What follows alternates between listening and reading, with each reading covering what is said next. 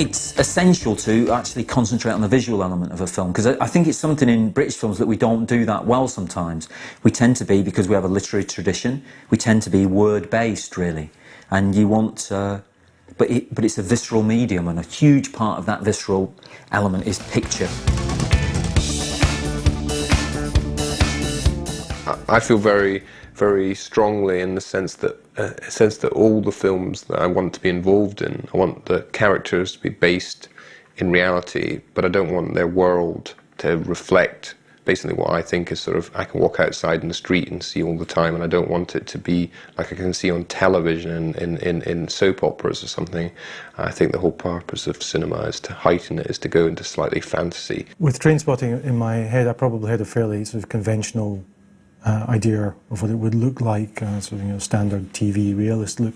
However, what Cave Quinn did, as she'd done with Shallow Grave, I think was to heighten it and give it more boldness, which I thought was very effective. The set design, we worked with a woman called Cave Quinn, who we worked with Shallow Grave, who's fantastic, particularly in the use of colour, and the same with the costumes. On this film, the costumes should have won awards, so should the design, but because they're basically set in council houses, they don't get it. Each film tries to get this book of photographs together, and it's to share, obviously most importantly is with your designer, Cave Quinn, but it's also with everybody on the crew, really, so that people get a glimpse of what you're trying to do. To do stylish, contemporary is much harder than to do a lot of, I think, gold spray, really. Cave's design gives certain aspects of the film a sort of fantasy look, and certainly those parts of the film where it became slightly surreal,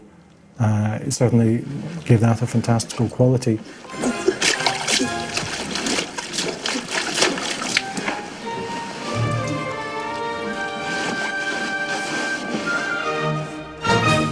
You go into the toilet and you're fishing around it, and then you go into it, you know, and when you go down it's kind of beautiful, and you go past a landmine.